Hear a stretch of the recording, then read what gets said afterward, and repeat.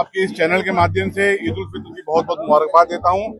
ये अल्लाह ताला का रहम करम है, हम पे एहसान है कि हमें ये नेमत अता फरमाई कि हमने रोजे रखे 1 महीने के, उसके बाद में ईद उल फित्र का पर्व मना रहे हैं। लेकिन इसके साथ साथ हमारा ये भी खुशनसीबी है कि हम हिंदुस्तान जैसे गंगा जमनी तहजीब वाले मुल्क में रह रहे हैं। हम यहाँ पैदा हुए, हम इस मुल्क के नागरिक हैं। हिंदुस्तान की गंगा जमनी तहजीब आपको ये देखने को मिलेगी कि कल चेटी चंद का पर्व मनाया गया, नवरात्रों का पर्व मनाया जा रहा है और आज ईद उल फित्र का। मुझे पूरे यकीन है हिंदुस्तान में तमाम जगह यही नजारा आपको देखने को मिलेगा कि तमाम मजहब के लोग एक दूसरे को मुबारकबाद दे रहे हैं। कोई नवरात्रि की दे रहा है, कोई चेटी चंद की दे रहा है, कोई ईद उल फित्र की दे रहा है। मैं तीनों ईद पर्व की पूरे देशवासियों को मुबारकबाद देता हूँ। हमारे मुल्क की गंगा जमनी तहजीब यही है कि मिलजुल कर रहें, हमारा मुल्क तरक्की के रास्ते पर गामजन हो और यही हमारे मुल्क की ताकत है। सौगात मोदी पर क्या कहना चाहिए? देखिए, ये अच्छा इनिशिएटिव है प्रधानमंत्री जी, क्योंकि हमारे यहाँ एक सिस्टम है कि हम रमजान के महीने में उन लोगों तक हम भी पहुंचते हैं जो ईद मनाने में असमर्थ होते हैं, फाइनेंशियली कमजोर होते हैं, और हम समझते हैं कि हम और उनके घर में कुछ पहुंचाएंगे तो हम उनके त्योहार में बराबर के शरीक हुए। और मोदी जी ने वही as a prime minister of India देश का नेतृत्व करते हुए वही रोल अदा किया है कि सौगात मोदी लोगों के घर घर पहुंचाई 22 लाख मुसलमानों तक। तो मुझे पूरा यकीन है उनकी दुआएं भी मिली होंगी और उनके त्योहार में मोदी जी बराबर के शरीक हुए हैं। वक्फ बोर्ड का लगातार विरोध किया जा रहा है। देखिए, विरोध करना सहमति है, सहमति जो है वक्फ का जहां तक मैटर है। आज हालांकि ये दिन नहीं है, ईद उल फित्र का दिन है। आपने पूछा सवाल, विरोध और समर्थन ये डेमोक्रेसी का एक पार्ट है। सहमति असहमति भी डेमोक्रेसी का एक पार्ट है।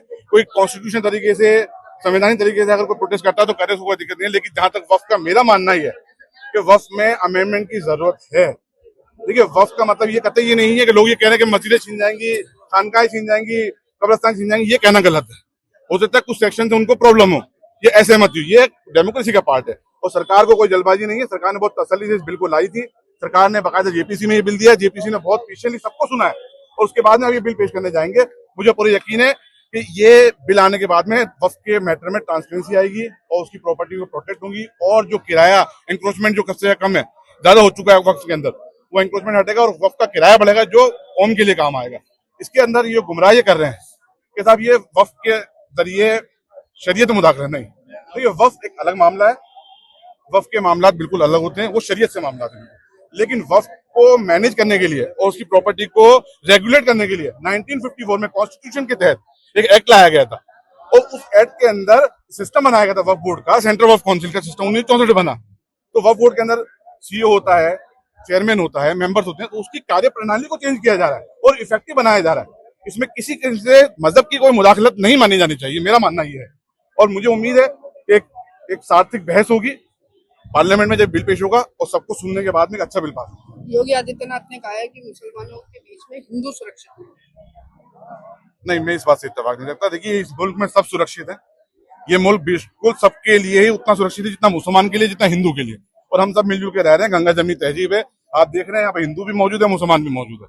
अब उनका पर्सनल व्यू होगा, मैं इससे इत्तेफाक नहीं रखता। देखिए, आज बहुत बड़ा खुशी का दिन है।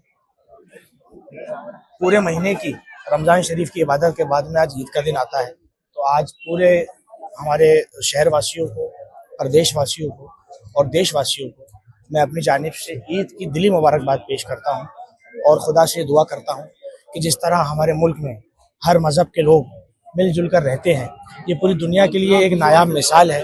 ये मिसाल कायम दायम रहे, हमारी भारत की एकता बनी रहे और हर मज़हब के लोग इसी तरह एक दूसरी खुशियों में शामिल होकर रहें। हम ईद भी मिलकर मनाएं, हम दीपावली भी मिलकर मनाएं, तो हम होली भी मिलकर मनाएं, क्योंकि सारे त्यौहार हम सब भारतीयों के हैं और यही हमारे देश की विशेषता है। पूरे मुल्क में भारत की यही पहचान है कि हर धर्म के लोग यहाँ पर फलते फूलते हैं। दुनिया में जितने मजहब हैं वो हमको हमारे हिंदुस्तान में मिलते हैं, इसलिए हमें हमारे देश से बेहद प्यार है। बस इसी दुआओं के साथ बहुत शुक्रिया। सैयद अफशान चिश्ती, भारतीय जनता पार्टी।